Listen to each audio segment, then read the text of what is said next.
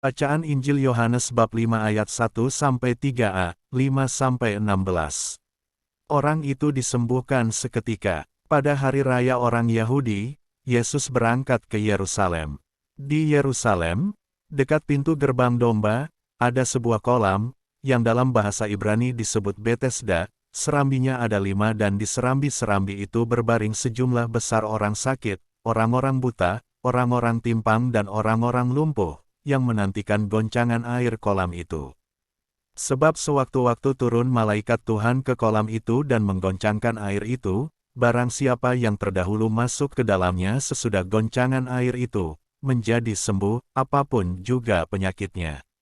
Ada di situ seorang yang sudah 38 tahun lamanya sakit. Ketika Yesus melihat orang itu berbaring di sana, dan karena ia tahu bahwa ia telah lama dalam keadaan itu, berkatalah ia kepadanya, "Maukah engkau sembuh?"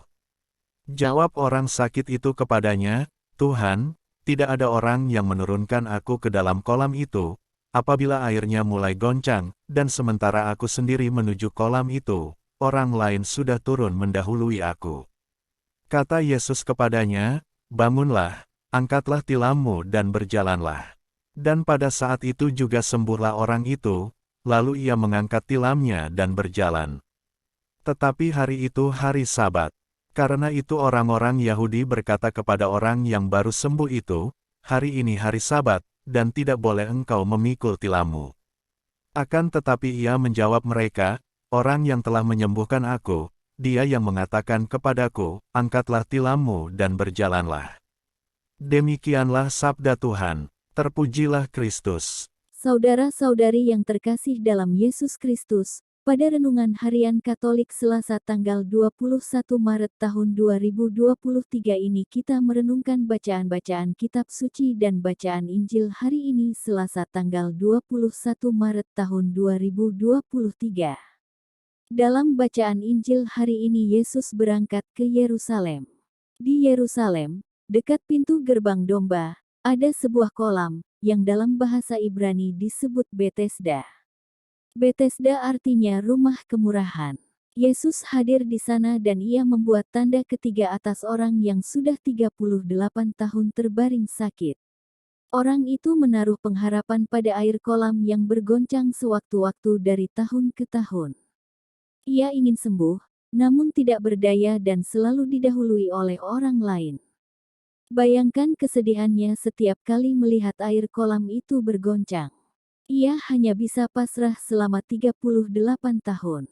Pertanyaan Yesus kepada orang itu dijawab dengan ungkapan ketidakberdayaan karena tidak berkesempatan mendapatkan kesembuhan dari kolam Betesda. Memahami kondisi orang itu, Yesus menyuruhnya bangun, mengangkat tilam, dan berjalan. Selesai Yesus mengucapkan perkataan yang penuh kuasa, orang itu sembuh. Ia melakukan perintah Yesus tanpa ia tahu siapa orang yang menyembuhkannya. Perbuatan orang itu memunculkan reaksi dari orang-orang Yahudi yang taat beribadah dengan hukum Sabat. Mereka menganggap orang tersebut melanggar kekudusan hari Sabat. Pada hari Sabat, Yesus melakukan sesuatu yang kontroversial dengan tradisi. Ia tidak menentang hukum Sabat. Ia hendak meluruskan hukum Sabat secara benar. Apa yang mereka lakukan adalah ritual keagamaan dan dilakukan sebagai tradisi, bukan untuk berelasi dengan Bapa. Sedangkan Yesus pada hari Sabat menolong orang sakit yang sudah tidak berdaya sekian lama, lalu memperingatkan orang itu supaya jangan berbuat dosa lagi. Lalu, Yesus mengajarkan bahwa Tuhan adalah Bapanya yang bekerja, Bapa peduli kepada orang yang menderita dan tidak berdaya, dan Bapa mengampuni dosa. Maka, Yesus melakukan hal yang sama. Pemahaman Sabat ini tidak dimengerti oleh kebanyakan orang Yahudi. Mereka hanya beragama tanpa ada pengenalan yang sungguh-sungguh kepada Bapa. Marilah berdoa. Bapa yang Maha Rahim, kami menjalankan masa tobat ini dengan semangat suci. Semoga dengan demikian kami menyiapkan diri untuk mewartakan berita gembira tentang karya penyelamatan-Mu. Dengan pengantaraan Yesus Kristus, Putra-Mu, Tuhan kami, yang bersama dengan Dikau dalam persatuan Roh Kudus, hidup dan berkuasa, sepanjang segala masa. Amin.